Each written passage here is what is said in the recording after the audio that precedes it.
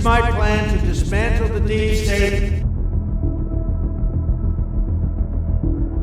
There really is a plan. It is a far bigger plan than just the United States.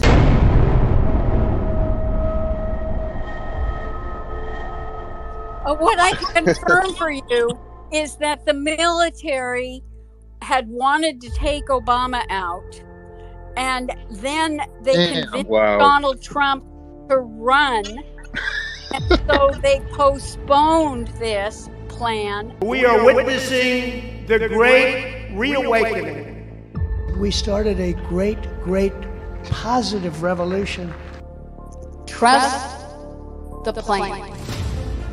Trust and know there are a large group of people working on that plan, and they have every intention of making that plan come to complete fruition.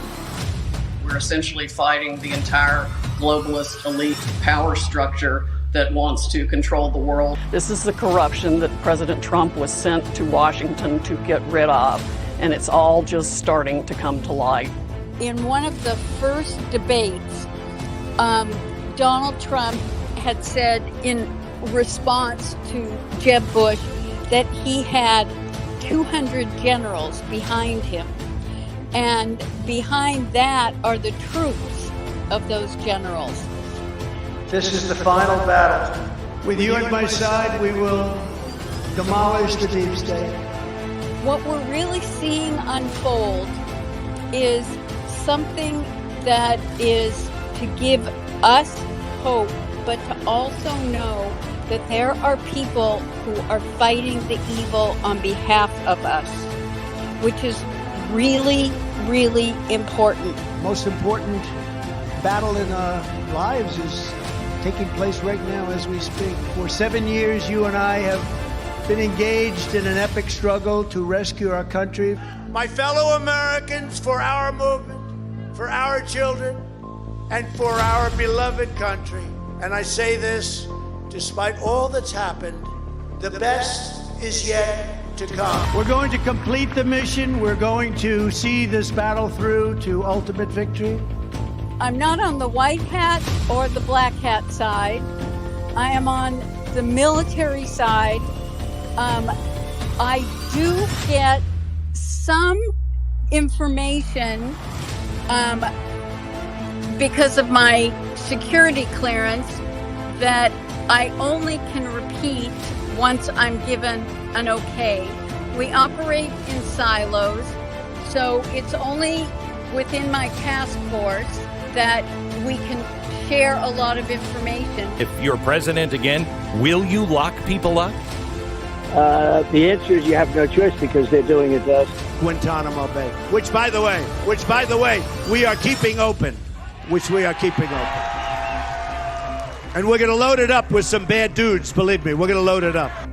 I've been told that, and it's the Navy that has the greatest credibility from the legal standpoint, in that there is a ship off of Israel, there is a ship in Asia, I think Japan, there is a ship in the Mediterranean where military tribunals are being conducted as we speak. The military is fully aware of the fact that it is going to be difficult to break through to some of the people, and in fact, with the concern to head off a civil war, some of the military tribunals will be to take out the moneyed people who have been funding BLM and every other activist that is going on.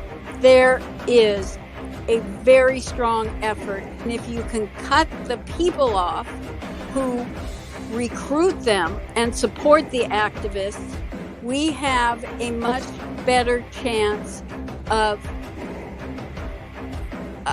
to use the word peaceful probably isn't the right word, but a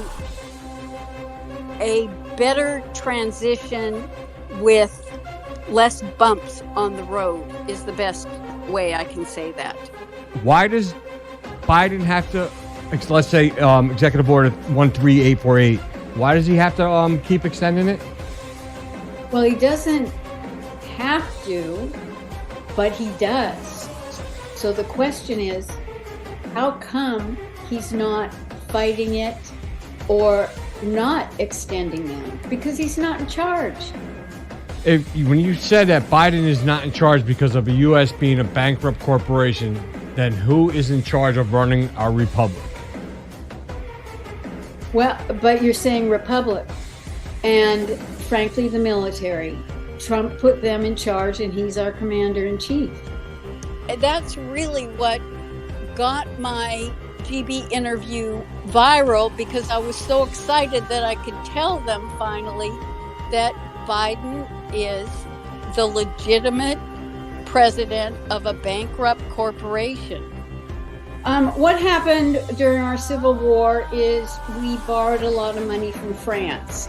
And the City of London, the bankers from England, came to our rescue.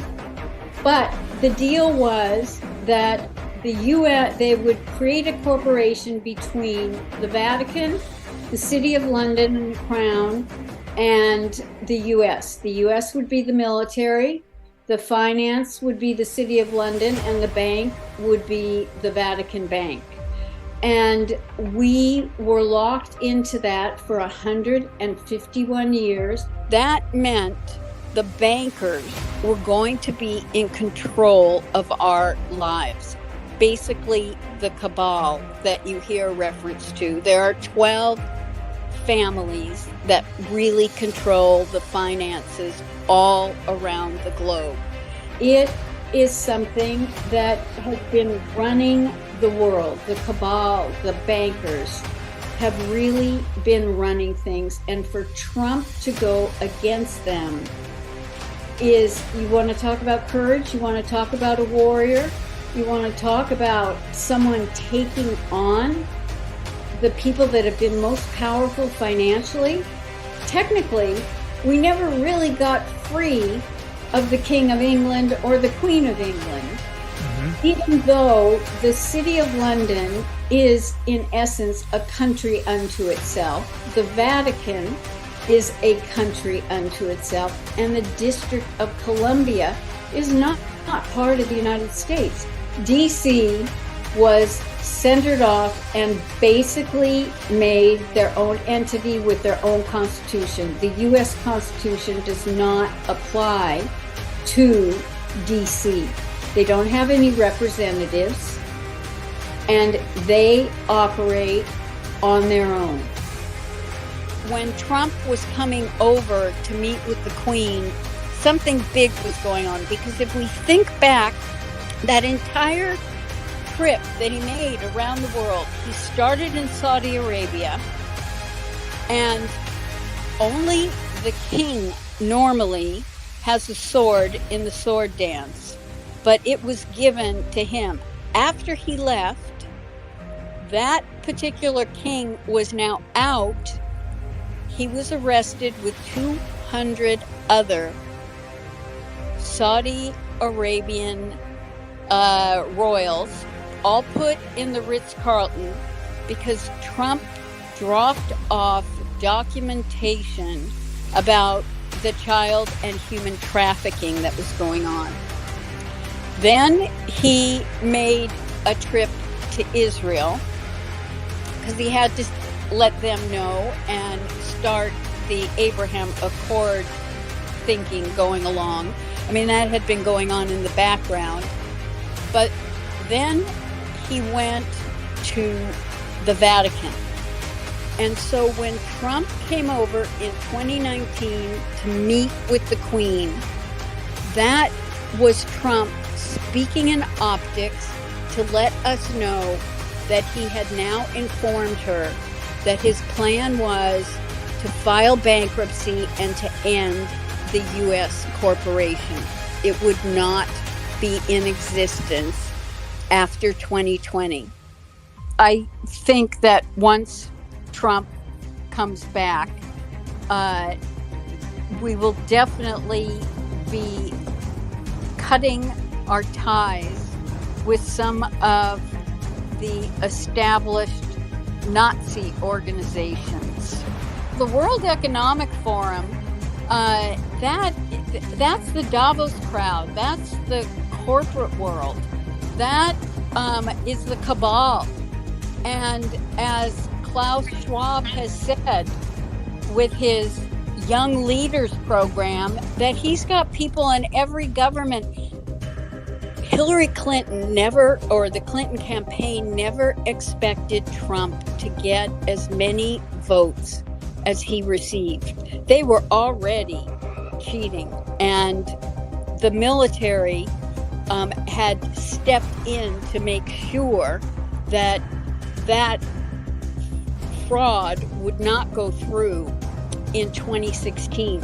He knew that there would be more fraud in 2018, and he knew it would happen in 2020. Democrats are very good at this. They started a year before the 2020 election saying, oh, if Trump loses, he's never going to leave the White House. Well, he knew he was going to leave the White House. You know, he just let them go on with that.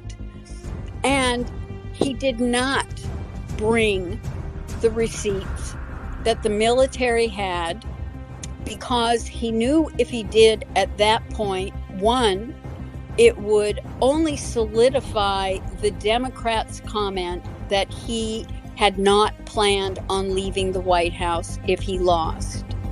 But more importantly, he was concerned that there would be a civil war. And that was something he knew he had to make sure did not happen.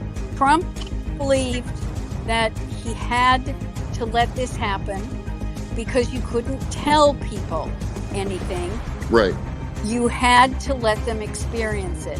One of the beautiful things of the pause, if there is such a thing as a beautiful thing, one of the important factors of the pause is that we see how bad they've done.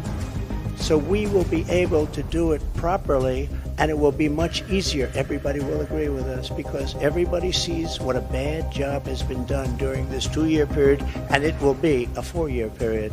Everybody sees that. It will be much easier for us to do what has to be done.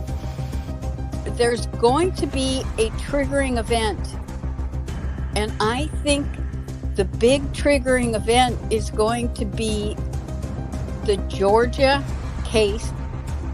If the Los Angeles Times and the other so-called periodicals, if they get the voting information almost in real time, then you know the military has to be getting it. The legitimate ballots have watermarks. The illegitimate ballots did not have watermarks. I remember hearing that. The military knows they've got the goods, and those goods are going to be presented in the Georgia lawsuit against him. Wow. He's going to have a chance to show the receipts. It's not just the Democrat side, it's the Republican side as well. When this country is gone, the rest of the world would follow. The rest of the world would follow. That's the importance of this country. I will shatter the deep state and restore government that is controlled by the people and for the people. Evidently, the Supreme Court separated the federal role of president and separated the commander-in-chief of the military. And because Congress did not respond to several of his executive orders and declaring a national emergency, he turned it over to the military.